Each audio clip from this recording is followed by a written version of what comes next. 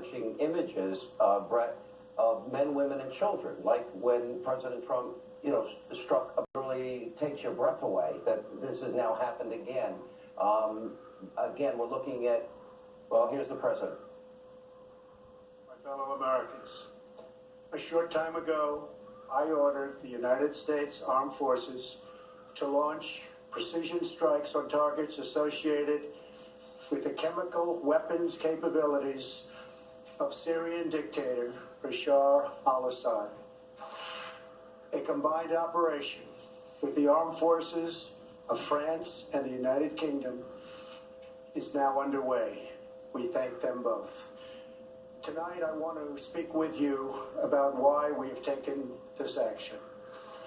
1 year ago, Assad launched a savage chemical weapons attack against his own innocent people. The United States responded with 58 missile strikes that destroyed 20% of the Syrian Air Force. Last Saturday, the Assad regime again deployed chemical weapons to slaughter innocent civilians, this time in the town of Douma, near the Syrian capital of Damascus. This massacre was a significant escalation in a pattern of chemical weapons use by that very terrible regime.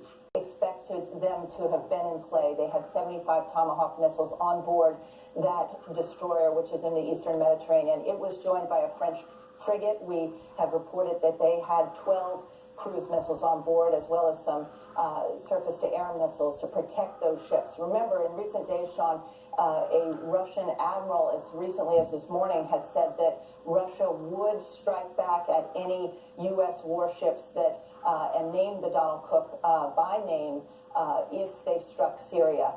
We also have been reporting that there are two U.S. warships in the Red Sea, south of Israel, in the Red Sea, that are in play tonight. The USS Monterey, the USS Laboon. We had been withholding their names at the request of the Pentagon, but we do know that they are in position. What we don't know at this point is whether any aircraft are involved in these strikes. And then, of course, there's the Incirlik Air Base in Turkey. We've just learned, Sean, from U.S. defense officials that B-1 bombers were used in these strikes. That's the first we've heard that aircraft, that the Air Force was involved. Those B-1 bombers typically fly out of Qatar. And those B-1 bombers would be coming in, their stealth, and they would be coming into those Damascus suburbs, if you will. We're hearing that there are explosions also in Homs, the larger Syrian city to the north. And it's not clear right now exactly what the targets are, but those targets in the capital are designed to send a very clear message to Bashar Assad. Damascus right now, a couple of targets that have been identified. A little skeptical on the identification. It could very well be a dual-purpose type of facility or even a fabricated name. John. All right, Mike Tobin in Israel tonight. As you can see, admission by James Comey today that he still doesn't know if the dossier that we know that the Grassley Grand memo had actually said was the bulk of information that was used to obtain the FISA warrant. In the FISA warrant application, the three subsequent applications, renewal applications, that he still doesn't know whether or not was presented to those FISA court judges is true. By law, FISA law, it's supposed to be verified. It is supposed to be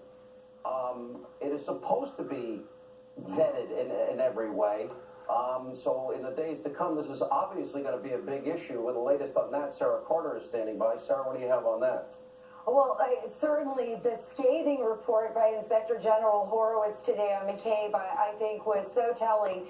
It not only verified the reasons why OPR, the Office of Professional Responsibility, Sean, with the FBI, fired McCabe, and that this wasn't a move by President Trump, even if he wanted him fired.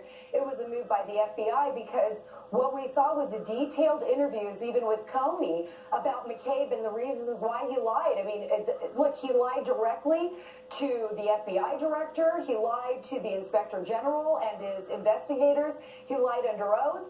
And then he tried to throw two of his own FBI executives under the bus and basically tried to blame them for leaking, even reprimanded them in a phone call, apparently. Disregard for international law by using chemical weapons to murder women, children, and other innocents. We and our allies find these atrocities inexcusable.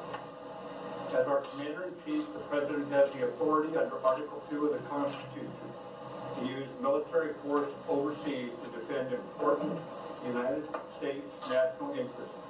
The United States has vital national interest in averting a worsening catastrophe in Syria and specifically deterring the use. I won't be more specific this evening.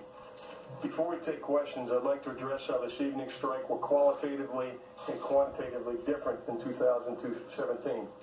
Last year, we conducted a unilateral strike on a single site. The focus was on the aircraft associated with the Syrian chemical weapons attack in April of 2017. This evening, we conducted strikes with two allies on multiple sites that will result in a long-term degradation of Syria's capability to research, develop, and employ chemical and biological weapons. Important infrastructure was destroyed, which will result in a setback for the Syrian regime. They will lose years of research and development data, specialized equipment, and expensive chemical weapons precursors. The strike was not only a strong message to the regime that their actions were inexcusable, but it also inflicted maximum damage without unnecessary risk to innocent civilians. And with that, the Secretary and I would be glad to take your questions.